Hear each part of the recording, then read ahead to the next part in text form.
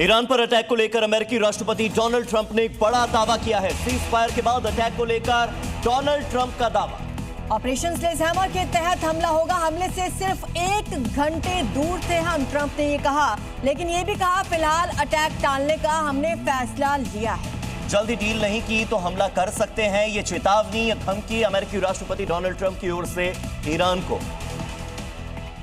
तो अमेरिका ने ईरान पर समुद्री दबाव और ज्यादा बढ़ा दिया है। अमेरिकी सेंट्रल कमांड के मुताबिक ईरानी बंदरगाहों की ओर जाने वाले कई जहाजों का रास्ता बदला गया है और इस कार्रवाई के बाद खाड़ी क्षेत्र में तनाव बढ़ने, वैश्विक व्यापार प्रभावित होने की आशंका और ज्यादा गहरा गई है।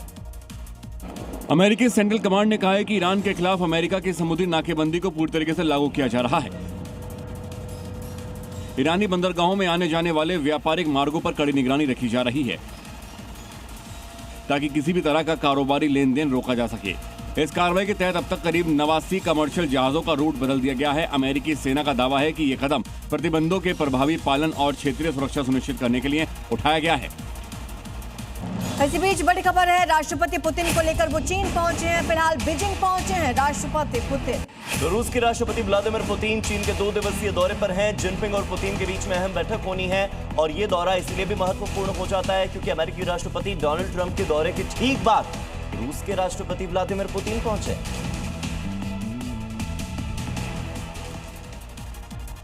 जला देने वाली गर्मी में थाने के ठीक सामने सड़क पर लेटी एक महिला का वीडियो सोशल मीडिया पर बहुत चर्चा का विषय। पहले लोगों को लगा कि ये महिला बेहोश है, लेकिन जब लोगों ने मदद करनी चाहिए तो सामने आई कहानी ने कई सवाल खड़े कर दिए। क्योंकि झुलसती गर्मी में सड़क पर लेटी महिला को देखकर हर कोई हैरान रह गया। महिला की मदद के लिए एक शख्स पास पहुंचा और महिला के चेहरे पर पानी के छींटे मारे। लेकिन देखिए, महिला अचानक से ही उठ बैठी और नाराज होकर उसे वहां से जाने को कहने लगी। लोगों ने पूछा कि सड़क पर क्यों पड़ी हो, तो महिला फूट फूट कर वहां रोने लगी।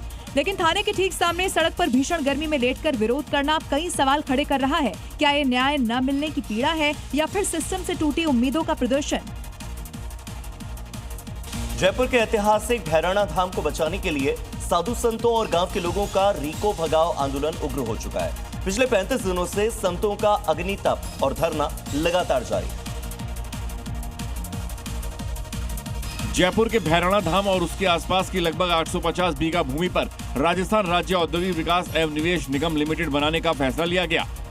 लेकिन ग्रामीणों और साधु संतों के प्रोजेक्ट के विरोध में 1 महीने से ज्यादा समय से रीको भगाओ आंदोलन कर रहे हैं। प्रदर्शनकारियों के अनुसार ये भूमि संतों की तपोस्थिति और ऐतिहासिक दाद पंथ से जुड़ी हुई है, जिसे औद्योगिक क्षेत्र में तब्दील करना उसकी धार्मिक और सांस्कृतिक पहचान को नष्ट करने जैसा है।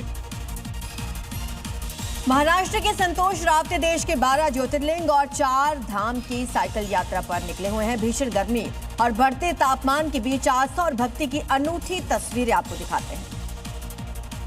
12 ज्योतिर्लिंग और 4 धाम की साइकिल यात्रा 2 साल में पूरी होगी। फिलहाल संतोष रावत ने अपनी इस पवित्र यात्रा की शुरुआत मध्य प्रदेश के ओंकारेश्वर ज्योतिर्लिंग से की है।